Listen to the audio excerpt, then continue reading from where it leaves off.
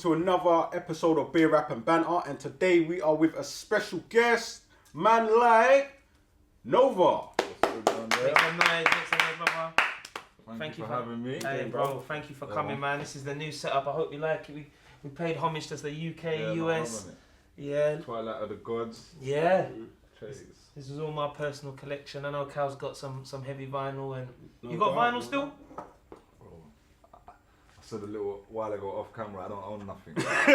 All of my It's a stuff clean went slate. missing, yeah. Have you got a personal connection to any of these records here? Like one that you feel a bit more connected to? I guess that's why I kind of straight away Twilight of the Gods. I'm like, boom, that record. To me, like obviously Skinny Man's on that record, right? Yeah. Oh, his verse. Oh, when the beat changes. That verse is iconic in a sense for him before his album. But when I first started hanging around with him, I went to his house and he played me that song on a cassette before that had come out, and that's one of the first recordings he played me. I hadn't really heard other than the Mudfam stuff. And then years later, I would go and tour with them guys, and he would always do that. And then obviously the other rappers are not there. Sometimes like Rodney P would be there. Yeah. We were at a similar event. Was it Wildflower? But Wildflower and Riddler would never be there. Yeah. So I came like from a kid from school looking up to these guys, and then suddenly I was like in Leeds and on stage, and Rodney P and Skinny are doing their verses on that song, and then I would just jump on the Wildflower bit and do my own verse. Yeah. So that's like always that's Nice. a definite connection I have with that record there. And That's an iconic record, and that beat that he jumps on it. I think they definitely kept the best beat for him, man. That's like personally. Well, he might have been the biggest rapper at the time. Like he was huge back then. Yeah. He had a huge buzz like in the underground before he dropped. Yeah, this is before Council Estate of Mind. I think this is long before, He was doing his thing, but yeah. How you been, bro? Real good, man. Yeah. Real good. Working hard. Working hard every day, growing, you know, just trying to learn, develop, and keep busy, man. Yeah. You got the radio show. Yeah. Man. But before we move on to that, can Okay. we just talk a little bit about? You just mentioned growing, about the person you were. Okay. And, we'll get to the person you've grown into. Okay. The journey. He's going deep. Yeah, because we just touched on, sort of coming up with Skinny Man and Rodney P, that kind of influence there. Like, how did you actually get into rap in the first place? So, like, I've been saying this thing as well, and I did an interview with Young Spray on my show where I'm interviewing him, and he said said the same thing that I've been thinking, was like, when we were young, it wasn't cool to be a rapper. Like, you couldn't really, like, being a rapper would be like, that's something Americans do, that. What are you doing? You know what I'm saying? So it was just something man was into. It was cool to listen to rap, but I was one of them people who just said, fuck it, we don't care, and we took it that bit further, being like, yeah, we want to do this.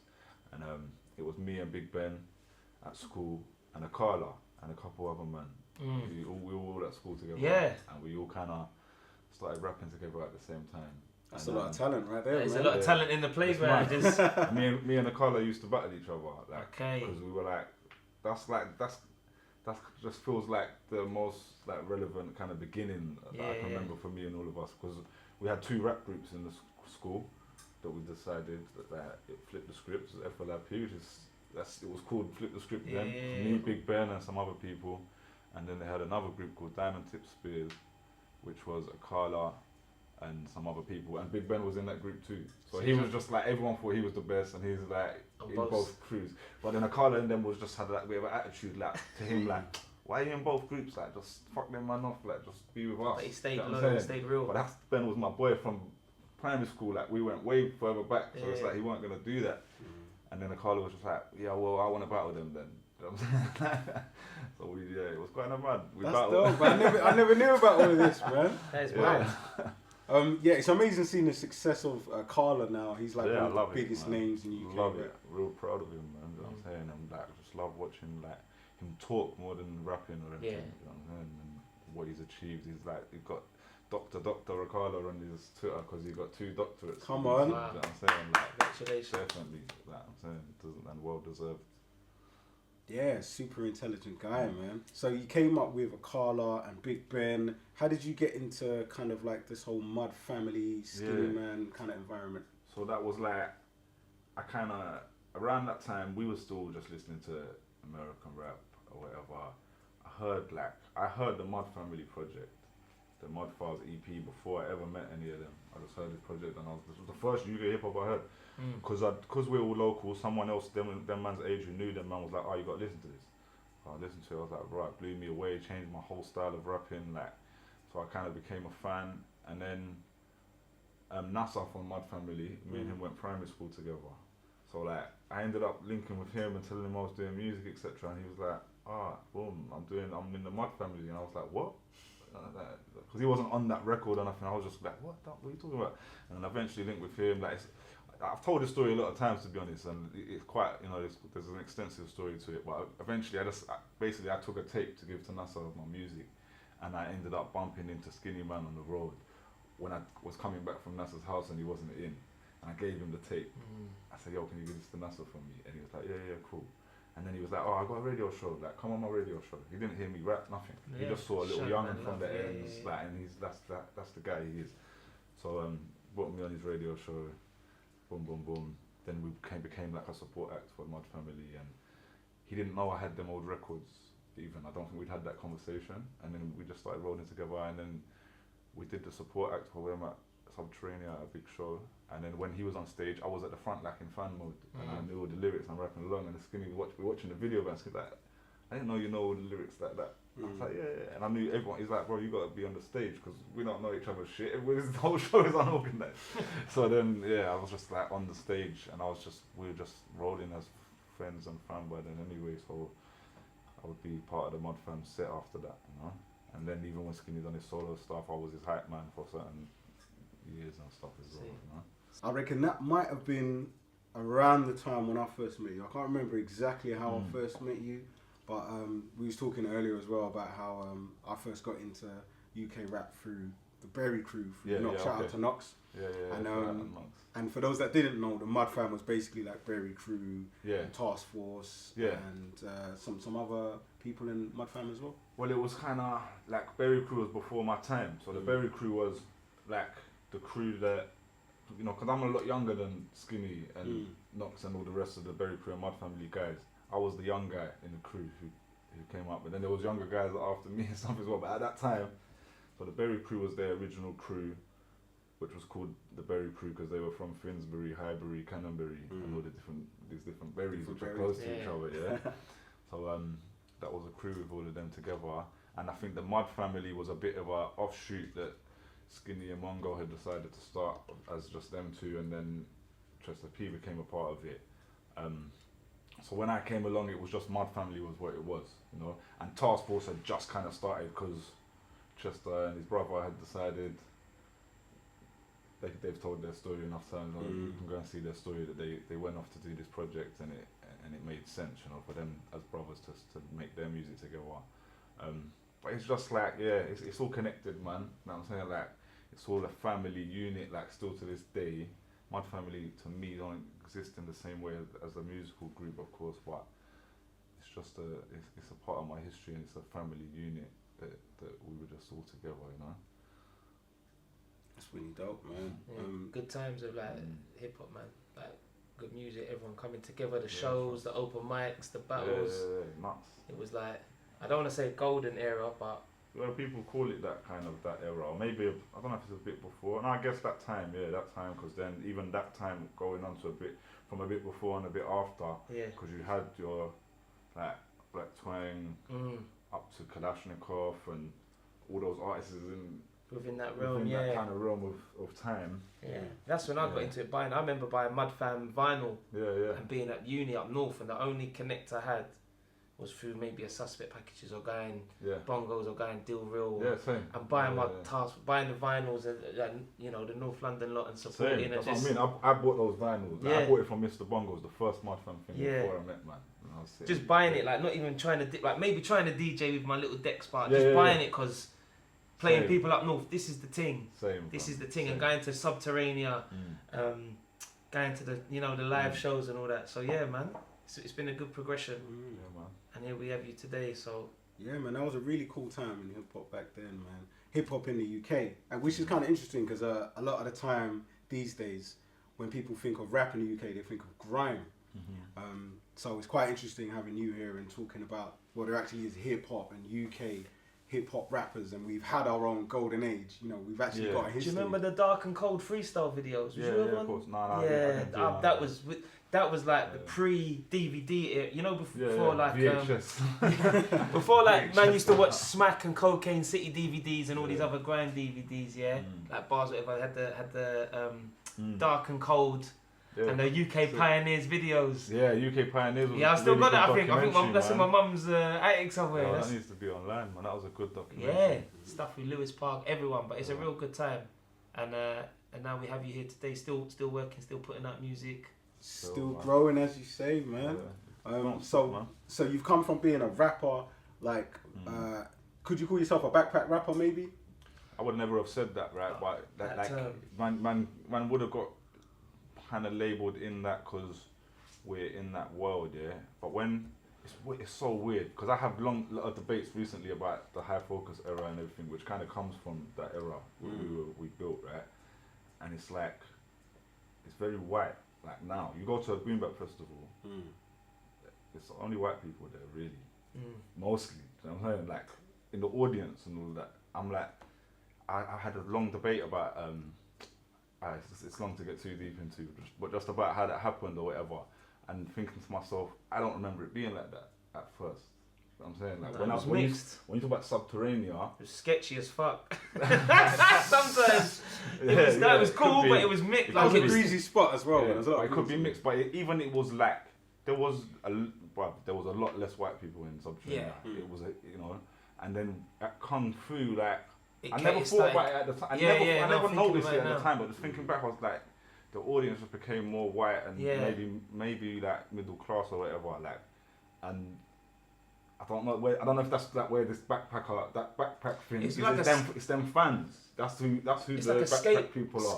We weren't them people. You know what I'm saying?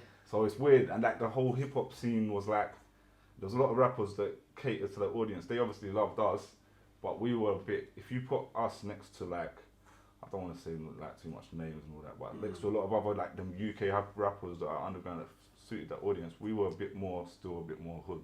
You know what I'm saying? And the hood would fuck with us. I definitely knew you from like the road, like just being about on the roads around Camden and certain other places in North, and I would just see you about. So for me, like, I don't know, you could say road rap maybe. Yeah, that's what I'm like. It's all just labels, isn't it? Like, I remember when I put out my first solo album, like that's when what they started using this term road rap, to do with certain music that was coming on Channel U and stuff. Maybe North Star, maybe whatever was going on, right? PDC, and then like my album was that, and because I just always thought I don't care about labels, but I know I'm in that backpack world or what they just call UK hip hop, right?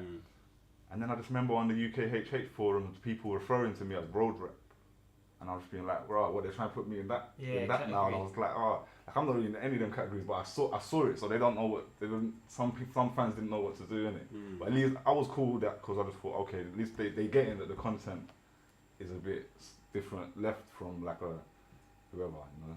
It's kind of interesting though, I think, man, because like, you know, people have to label things. Unfortunately, it can't just be good quality music or good quality rap music. It's like UK hip hop. Why does it have to be called that? Why is it just hip hop? Why is it called road rap or back rap? Because it's usually a negative. Yeah, you know what I'm saying. You usually label something because it's a negative. So you say someone's saying, "Oh, that's backpack rap." You're dismissing it. Someone said the person who come up with the term road rap is someone kind of dismissive it. Oh, them lot just talk about the roads, and that's what this is what I found. I've talked about before is that those guys and they're into this UK hip hop. They're into the backpack thing. And they don't like the road rap because they're like, oh, those guys are just negative. They talk about that, but they still loved us. But they still at school. I'm saying they still loved us. They still love Skinny Man, but they in their head because Skinny talks like about social issues and he comes across as conscious in a certain element, right? You could call Skinny Man conscious rap, but you could also, to me, I'm like Council State of Mind. On another side is a gangster rap album.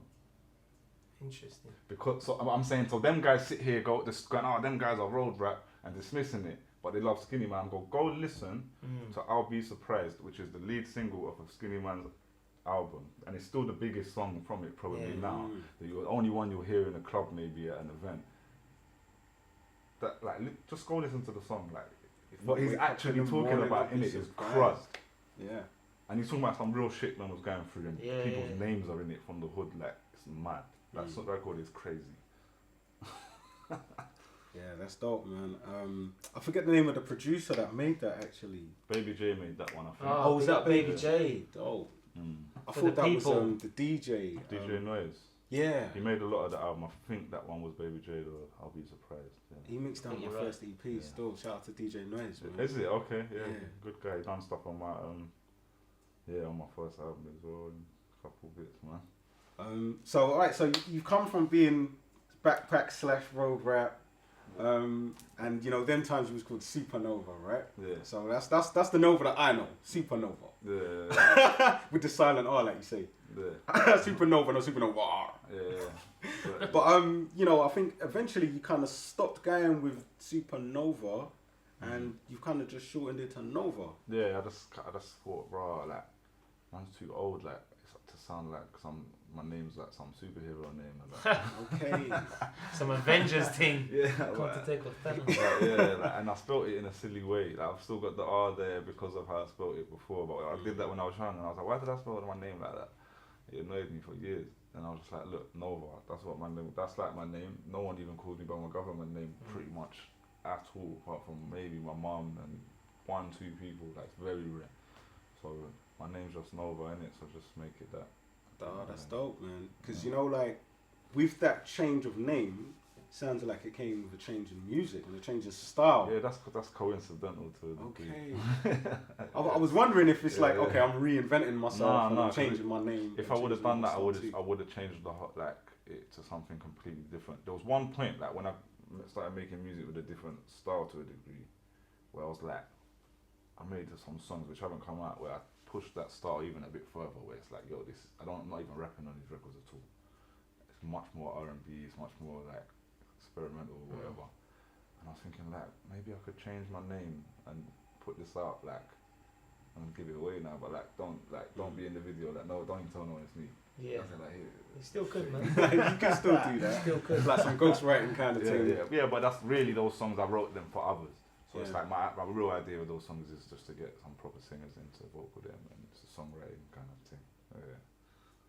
But I think you're definitely showing your versatility with your newer sound. So your new album, Damaged, that's out right now. People can go get that. Yeah, definitely go support that, man. It's a real good, solid project, clean project. I think there's a whole lot of growth in that project right there. Like, wow. I mean, you could, I don't know, you could really feel the hurt in that. Yeah. And for me, it felt like when I was a big Kanye fan, and I knew Kanye for being a certain way, you could say Kanye was a backpack rapper. Or college He kind of embraced that. Yeah, because he was literally wearing the backpack in his videos and shit. About that. And then he went and did the 808 and Heartbreaks album. Yeah. So for me, Supernova or Nova doing Damaged is like when Kanye did 808s and Heartbreaks. That's the nail on the head, to be honest. You do hear new things every time you listen to it, and it's a classic album, like timeless. So, and that it literally was, it is the clearest inspiration for what I did with my project. Yeah. And Mr. Hudson also. Okay. Who did the album. He worked on that album, writing and producing and stuff, and then he did an album with an album after it came on Kanye's label, which was about him. He was going through a breakup, and he did an interview once where he was like, "Because if you ever go through a breakup, you know, if you're an artist, make an album about it because it will be your best album." Honest, yeah. Well, I was going to say, remembered that. The album, listening to it, it's really honest. Like album, and it's like you're putting yourself out there, like you're really exposing yourself, and it's really honest for the listeners. And you're talking about sort of dealing with your addictions and love, or you know, you break up and the drink and drugs and everything. So how was that? Just sort of the recording process of just putting it all out there. Was it quite therapeutic? Really therapeutic, man. Like that's what I really called it. Like. This album is just my therapy, like it's literally what it was. Like, and I didn't. At one point, I probably wasn't even intending to release it. You know, I didn't plan. I didn't even plan to make an album, even though it really feels like one, and it's very gelled together in a like, story structure. But I was depressed as hell, going through a really dark place, and I just put the mic on. I started recording music, and I started singing, and I started fucking with auto-tune and doing things I wouldn't do before, and I felt completely free to do it for some reason. That's heavy. And like I I recorded the whole thing in 5 weeks. Yeah. Right. Okay. In that time, like, written, record, everything mixed, or not mixed, but like all of the the vocals, or all of the like. There's about 2 or 3 songs which I worked on over the next year, over the following year, right? Where I was like, I'm gonna change the verses on that one, or like one specific song actually that did that quite a bit. But for the majority, like 95% of that whole album, vocally and especially like lyrically, was done. And some songs I went back to and I thought, I need to re-record that verse, and I will try, and it'll be like, it's not the same time, yeah. You can't do that. That same energy from the first time you're doing it, you can't reproduce it. So I would settle with what I got, or I'd mess with moving the audio around a little bit, or like whatever, and then I just got it to a place where I'm like, cool. Yeah, happy with it. You mentioned being feeling free to do this type of an album. Yeah. Did you think maybe putting out something like this, where, because we've never seen you be this vulnerable before, it's a completely different animal to the one we're used to. So did you kind of feel a way about how your core fans would react to this? I did, I definitely did, and I felt vulnerable in playing it to anyone, like at first, less because of the content, but more just because of the vocals. Like, this is like, wow, what people are going to think of what I'm doing vocally, and so I didn't really want to play it to people. But I've always been like someone who tests and challenges like the expectations of fan bases. So when you say backpack, and that was a part of that before, I was rebellious to that. Always. I was like, fucking backpack, fuck off. You know? I don't even wear fucking backpack. Yeah. And I think you half man's from the hood, man. Fuck you lot, you know what I'm saying? And then and take your backpack, take your fucking skateboard, you can. But anyway, love to them people. I was always rebellious, like, to everything, and I still now, like, if you look at my media platforms and that, because I got a following of old school hip hop people, I wind them up all the time. Like, I wind them up. I see you trolling, man. And it's like, like, I just it's fun, but more than anything, it's like, open your mind, man. You know what I'm saying? So I've already been like, boom, I'm ready to say, okay, here's my music, and I was because I do that winding up, I was ready for all of those people to come at me and go, but I don't know if it's because I already spoke to them about it and argued with them about it online for so long. No one's really said anything. We got a lot of topics that we could talk about. Nova, I know you've gone from being a rapper into being like a kind of radio DJ personality. Yeah, of course.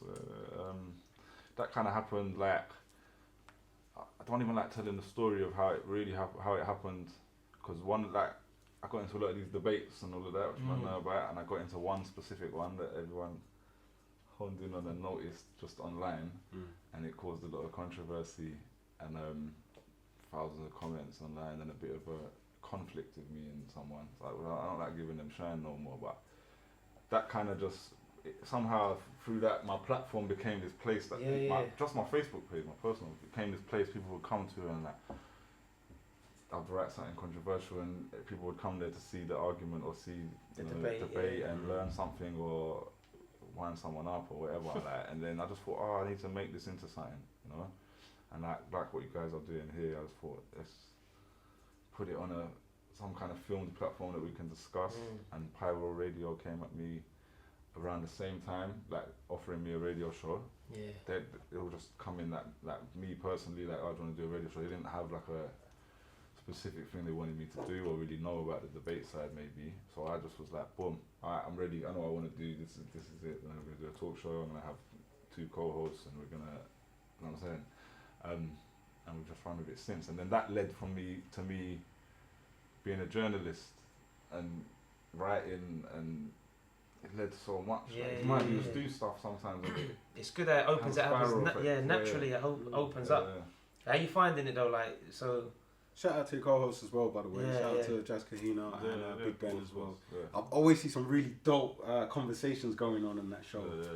And I think it's really good that we talk about certain things, man. Because certain things are a bit taboo, maybe people don't talk about it. We can't probably mention this now. We was having a little conversation earlier about one of the guests that you will be getting on your show. Interesting, taboo, controversial kind of topic there. So it's all of that kind of stuff that affects culture, and you know, like you said, you want people to open their minds. I definitely think you're a big player in doing that. Yeah, that's definitely. So for those who don't know, it's Pyro Radio. Yeah. It's online as well as. Yeah, it's pyroradio.com. You can listen to it live. Like I say the time we're on, but it sometimes changes. But at the moment, it's like every first and third Wednesday of the month, 7 to 9 p.m. It's up on there on the YouTube, and it's on like YouTube. old episodes and debates. So yeah, get on it because it sparks conversation and. We've got there's some really cool stuff like of the videos we got on YouTube. We got one with Loki that's doing good numbers. That's really like amazing talk.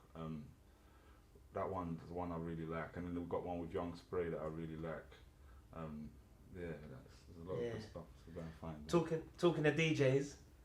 Okay, you just brought up. Yeah, we've got another radio personality here, Tim Westwood. Yeah, baby.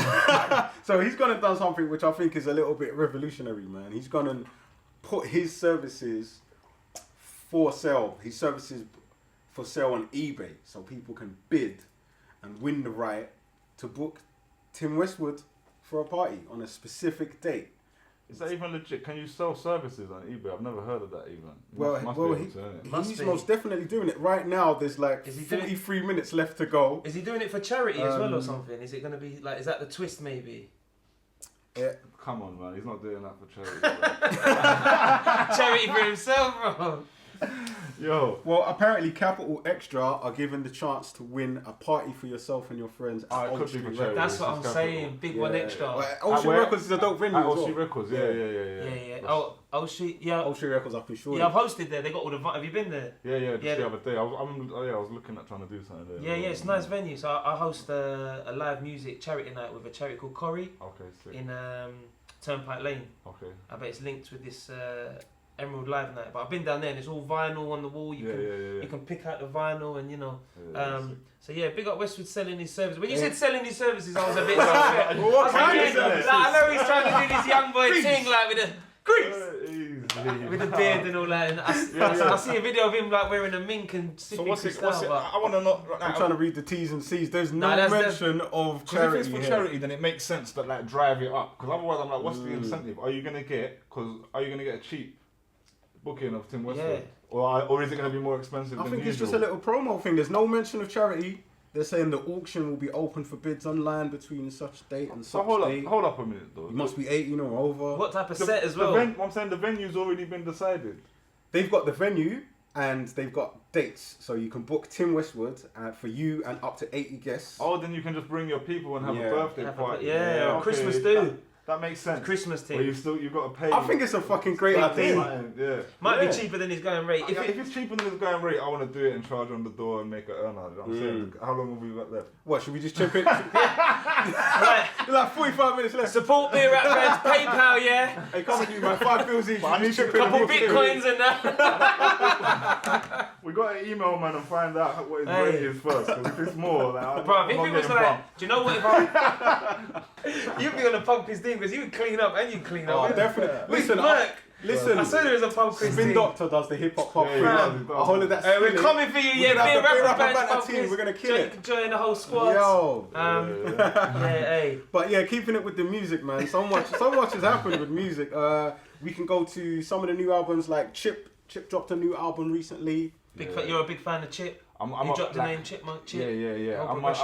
I was a big fan of the last album. In my I haven't listened to this one yet. I'm really meaning to because the last one I loved it. What was the last one called again? My own, is it League of My Own 2? Oh yeah. I didn't even bump League of My Own 1 because I wasn't a fan so much back then. But I interviewed him for a magazine just before this album came out. Yeah. And because like I'd interviewed him and how he spoke about the album really intrigued me.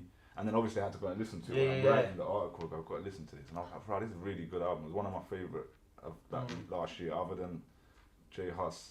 Okay, you're gonna like this new one, man. It's really dope. Like he's But like that single with Red Rat. It's nice that talking of Red Rat. I remember seeing Red Rat at Carnival randomly, just sitting on a like a truck thing to sign autographs and walking past, going, I swear that's Red Rat. Like mad young innit. You don't really fathom. I'm not really a fan like that. But what I like about and Darth Vader as well on the new one was produced by but it was produced by who won the Mercury?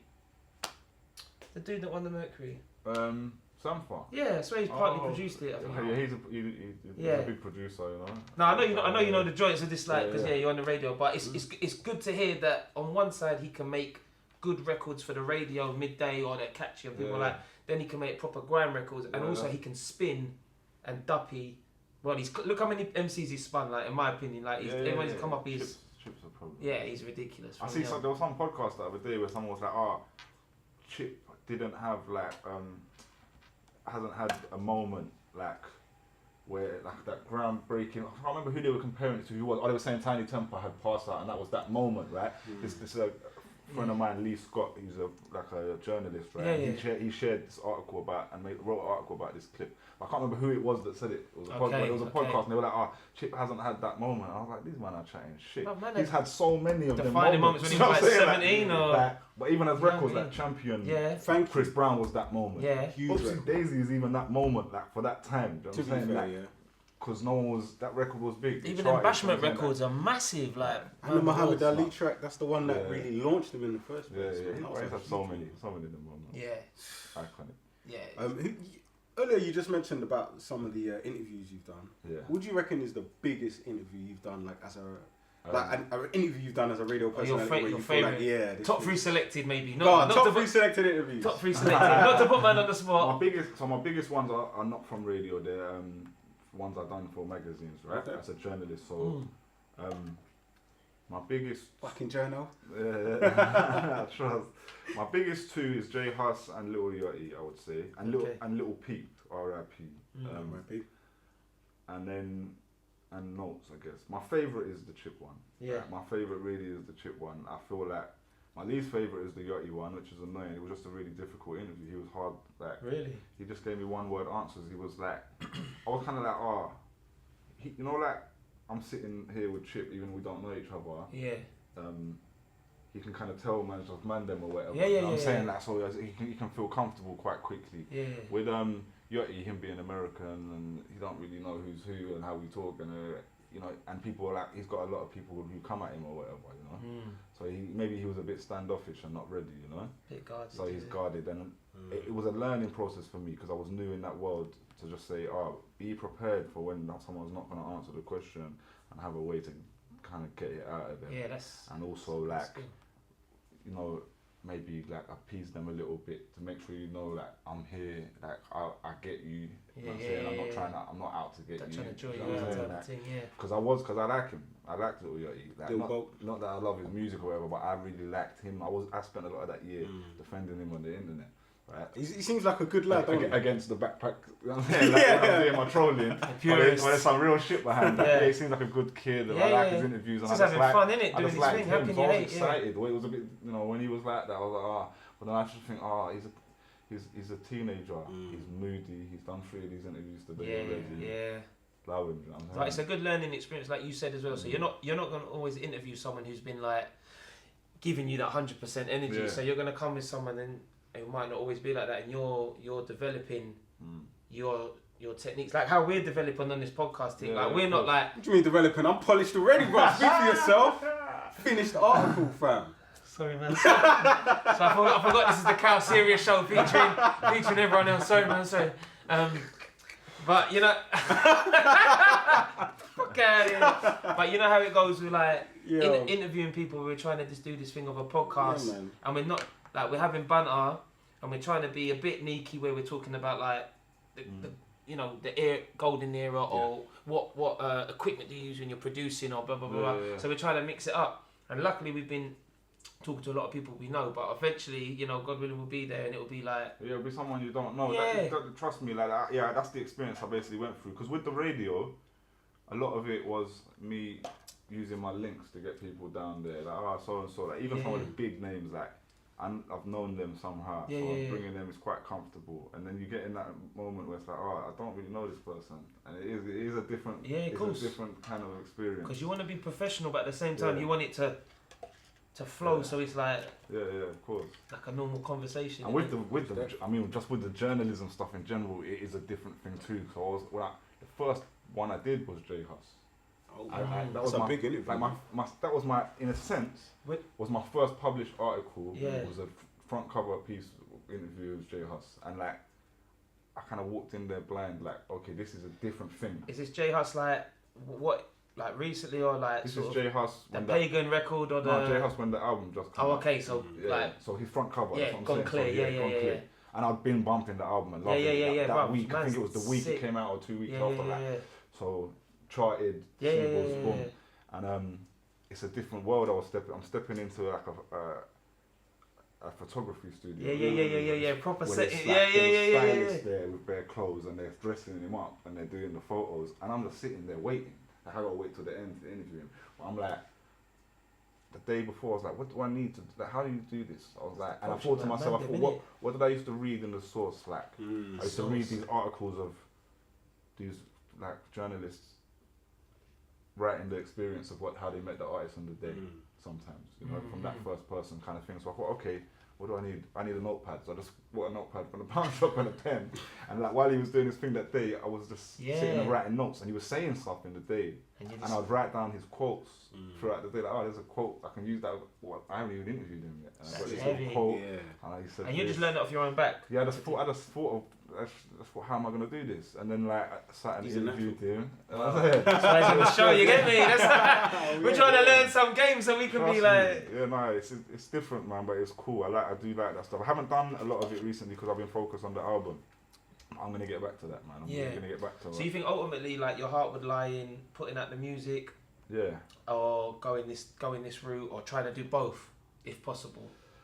I mean, that's a tough question to ask. Ideal world, like we're all musicians and stuff, like we love making music and you'd love to just be able to make music and do nothing else. But then at some point, like you said what you wanted to say in your songs, and you like artists at some point only release albums every year. So what else? Like I would want to be doing something else, and with the writing especially and creating content and interviews, it's like a new artistic expression in a sense that I do enjoy in itself. So it's like it's all transferable skills as well. Transferable skills. So I do want to write. Like I want to, with the topic stuff I do on the radio as well. I talk about some deep stuff. Like at some point, I was gonna go back to uni, and I didn't in the end. I was gonna go do a master's and go do a PhD because I thought I want to write about this stuff and publish a book or something, or like something about something serious. You know? Do it, man. So all of them things ain't nothing to it but like, to do it. I don't really know what I want to do in the long run. Like, and I don't, even though art music is my number one, I know I won't want to be a recording artist forever. Yeah. Well, one thing people might not know you did is you actually were acting in a movie. Kind of. The White Collar Hooligan sequel. Yeah, I wouldn't call it acting, but I guess I just had one little scene. You know what I'm saying? I'm like a arms dealer or a gun. I'm selling a man a gun in the alleyway. Like it's weird. Like, I made a song for the soundtrack, which they asked me to do, and then we were shooting a music video on the set. They were like, we'll shoot a video for the song and we'll do it on the film set while we're making the film. And then they were just like, why don't you be in the film? We've got this one scene, right? The main character, he has to go and buy a gun towards the end of the film where he's going to do this move. It's like, you could be the guy that sells him the gun. I'm like, yeah, come, let's go do it. Like, so we're on the way to go and do it, and they're like, and then I realised they've got this guy that they've actually hired to do this part. Oh shit! They called him. And he's learning his lines like this. It was so awkward, and it was like, they didn't even like tell him that he wasn't like, what they said to him was like, so you're gonna be standing on the corner there. So he was my lookout.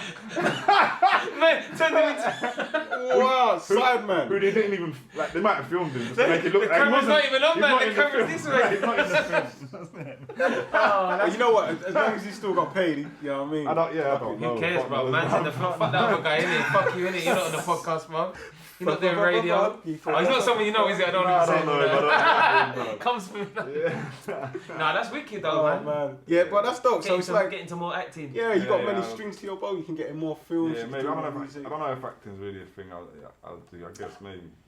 But yeah, more the journalism. I like writing. I like talking about stuff. I like writing about stuff and politics. People keep telling me to go and. For a minute, I was considering going to be an MP. Yeah. Really? Yeah. Politics is usual. Remember that talk about Chester P being a mayor? Yeah, but that was a publicity stuff. No shots and all of that. But, but it's cool. Like what was good about that is he was just like, and they did a whole thing at Kung Fu where he actually spoke about policies and what he would do, right? But if you listen to his interviews at the time, what he said is in actuality you have to pay a crazy amount of money to even make the application to do that, right? It's like an expensive process, so it's not something that was actually feasible. But you know what he did by making that statement is created like a movement of people that who like the idea of it, and he could talk about he could what I do now at the radio. He did that way back then, raising awareness on certain issues, and then he brought it back with his documentary and the stuff he was doing for homeless people, where he was like called it Chester for mayor again, used that branding, and actually forget being the mayor, just go and do stuff for the community, which is what it's raising awareness for homelessness, because there is a big issue. But now I got really involved in the in the Corbyn campaign and like some other political campaigns when the general election was on. I saw some campaigns you've been doing. They're going for Corbyn's neck at the minute, and then people just kept telling me, why don't you just go into politics? And I thought about it a few times, and I'm like, maybe, like, I'm a member of the Labour Party. I joined the Labour Party because of Corbyn around that time. Once you're a member for a year. Labour, okay. Yeah, man. All the family, social workers, teachers. There you go, man. Nurses, so. You actually got a personal connection to Corbyn, haven't you? You live near him?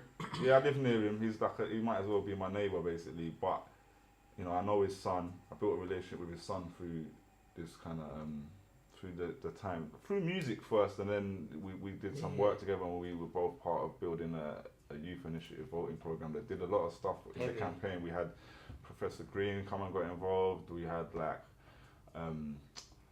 Rudimentals, like the names I could list off, and like UB40 and like some other, the non-hip hop ones are insane. The people that supported this movement, and when you see how many the youth voting surge that happened at that time, it's insane. And you know, so we was a big part of that, along with other movements like Grand for Corbyn. So I was talking about this a lot. People were like, why don't you just go into politics? And I was like, I don't know enough, but I thought at some time, maybe, you know, once you're a Labour member for a year, you can go and run for office. I can go and run to go be a councillor in my local area, and then once you've done that for a while, you can get pushed to be an MP. And I thought, how do we like change the state of Parliament that we all think is bollocks, that change the people in there?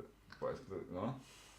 Yeah. But it's got to change it yourself, really. Yeah. But then I was gonna get a face tattoo, and I thought, might not. If I get a face tattoo, I don't know if I can go and be an MP. I don't know if they're gonna vote for me. Well, you know what? What would you get? If you got like the Labour Rose, they might vote for you. You know what though? Real talk, yeah. I tweeted once because I had this thought, yeah, that there's a whole demographic of people that isn't being represented. Exactly. People that smoke weed, people that listen to mixtapes.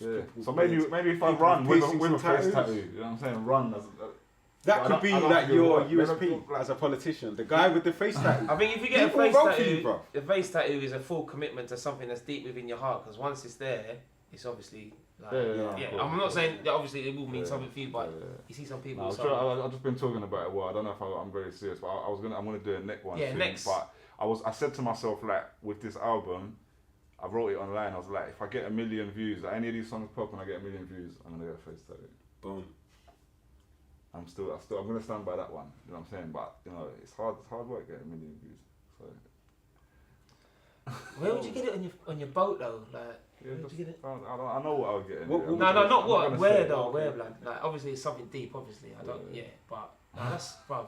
Well, not necessarily something deep. Didn't Gucci Mane get an ice cream? Yeah, but bruv, he's gonna get something meaningful. I hope. Anytime. Well, no, like he might. How do you know the ice cream wasn't mad meaningful, bro? Fam.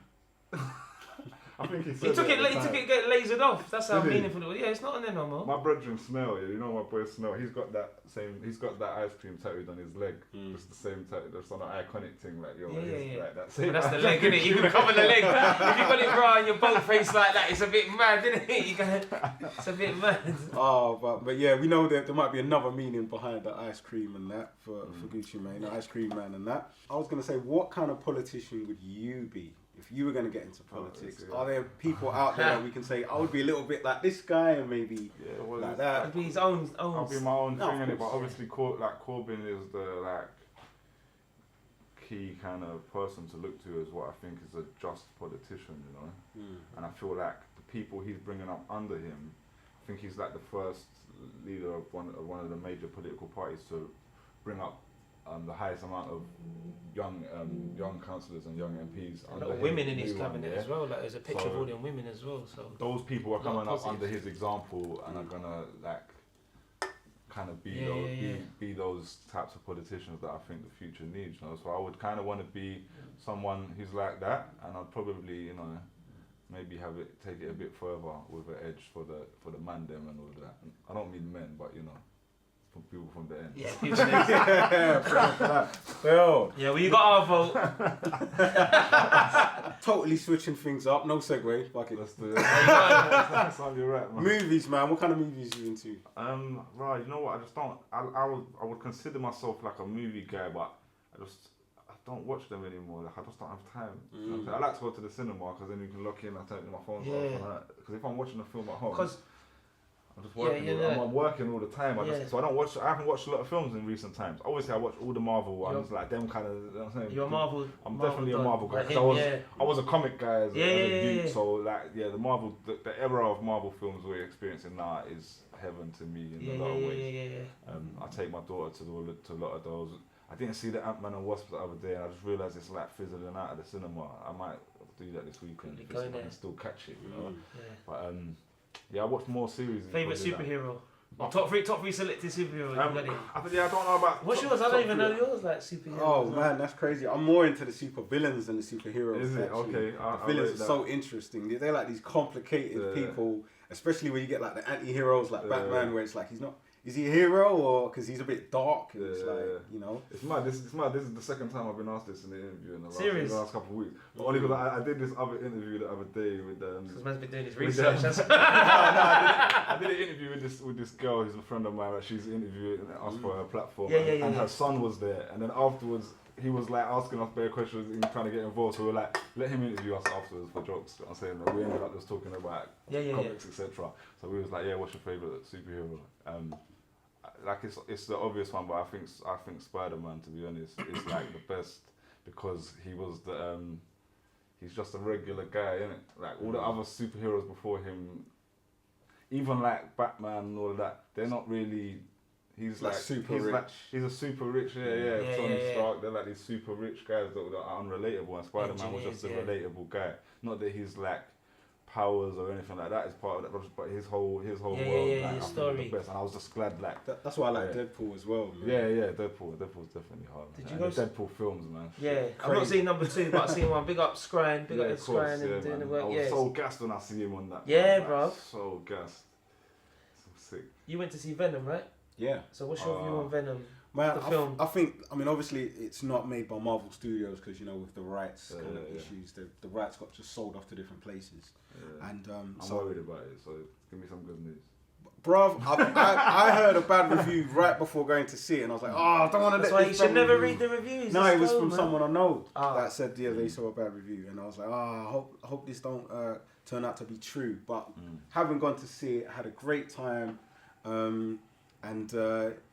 don't want to talk too much about it because people can go and watch it and make their own. Would you recommend it to the people? You know what? If you like for me, it was more like a DC kind of movie. It looked pretty dark. Some of the scenes look pretty dark, man. You just put me on. I'm just not gonna watch it. The reason I'm saying that though, the thing, if you think about it, Venom, like from the comics, like Venom is like a bit of a dark, kind of twisted character. To me, the film looks like it's not dark enough.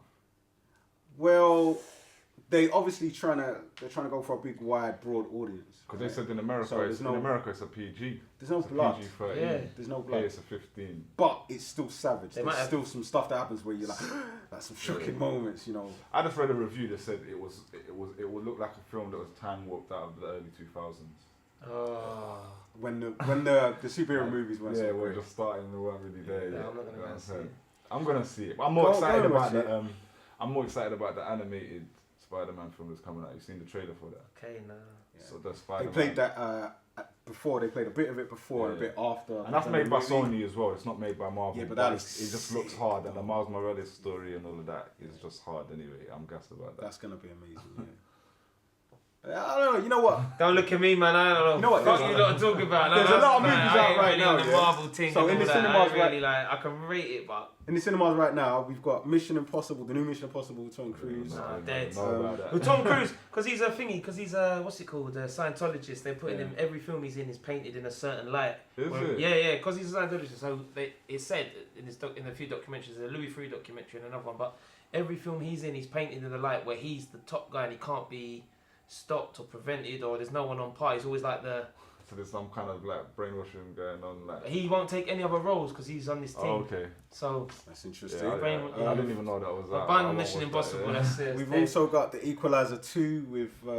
First one was decent. Denzel Washington. First one was hard. I want to see that. Good man. I'd probably recommend seeing the Equalizer 2 over seeing Venom. I ain't even seen the Equalizer 2 yet, but come on, man, Denzel, that's a hard movie. And then we've also got you see the Intent? Black Klansman. Oh, I need to see Black Klansman. New Spike Lee joint. I haven't seen that yet. Yeah, I need to go see that. And I still ain't seen the Intent. I ain't seen Intent 1. Not neither have I, but we just support it because Slim Ting went to our school, innit? Oh, definitely. Bruv, not to get dark, like all deep in that again, but I was like, I can't watch the Intent thing because of the DVS thing. You know that? And the DVS, what DVS went to prison for, he's in the film doing it. Okay. And I was like, just take the scene out of the film. I'm saying, and I don't like, and they didn't, whatever. So I just keep it moving. Keep it moving. Although I want these films, you know, I want them to do what? I want films from our community to do well, and etc. But yeah, that. I want films from our community to do well, but I got to offer a counter opinion because you know we got to have balance in it. So a brethren of mine who actually went to our school as well. So we've all got a connection with Slim. We love Slim. Yeah. Like, we love you, Nicky Slim. Yeah. But he said, you know, there's more to Jamaican culture than just the road life. Yeah. So that as well. I would love to see Slim do a film that shows black people and road culture in a more positive way. Yeah, of course. That's needed too, man. Well, hopefully they will, and hopefully it'll do well. Anything else you want to say, brother? Like anything else to cover? You into football? Nah, I don't follow football. You know, like obviously I'm from like Finsbury, Highbury, and that, so I'm the home of the greatest team on earth. Arsenal, yeah. Kal Sereousz! That's fault, but I don't really care. You know what I'm saying? Like, even though that pagan's on the front. Well, I do care when like I walk down the road and the football's been on and everyone's happy. You know what I'm saying? Like if we lose and then I walk down the road and everyone's crying outside the pub, you know what I'm saying? That's not great. But I probably won't even know who was playing. You know what I'm saying? So, fair enough. Yeah, man, Arsenal, man, hopefully they keep cracking on, keep doing well, man. That's what we want. It's all looking good with the new manager. It's all positive. Yeah. Even though that's on the table, I've got to give you that. That was the gift, yeah. So we dropped that in the last episode, but also that was for you, man. I know your hot sauce, big up. Rob, we're going to keep pushing that. Yeah. The Cub hot sauce. I'm going to go in with this tonight, man. I'm going to go and buy some chicken and cook up something. Yeah. Yeah, man, let us know what you think, man. Yeah. So talking about letting us know what you think, you guys can also let us know what you think of this interview or the topics that we're talking about. You know how to get us at Beer Rap Bants on all the socials, at Kal Sereousz, at Ings LT, and mine is at Novar Flip, NOVARFLIP. Yeah, and check out the Pyro Radio, YouTube it. There's a lot of topics. At Beer Rap Bant at Gmail. Have you got any last message you'd like to give to the world before we sign out? I know you got your own platform. I've got so many. I've got so much messages, man. You know, my messages is working into a deep place. You know, like for my next projects and all of that is like just about let's be the best versions of ourselves we can be. You know, that's why I talk about these kind of things. Like, we look at stuff in the thing in the news and we try and go, try and like defend people and stuff because we look at it as ourselves. We don't want to admit our own faults. You know? So I'm like, just let's all better ourselves and do what we can and create art and let's make the world better, man. Hey, brother. Let's be the best versions we can be. Set some Jordan Peterson vibe. Be the best you can be. Peace. 32. Tevez.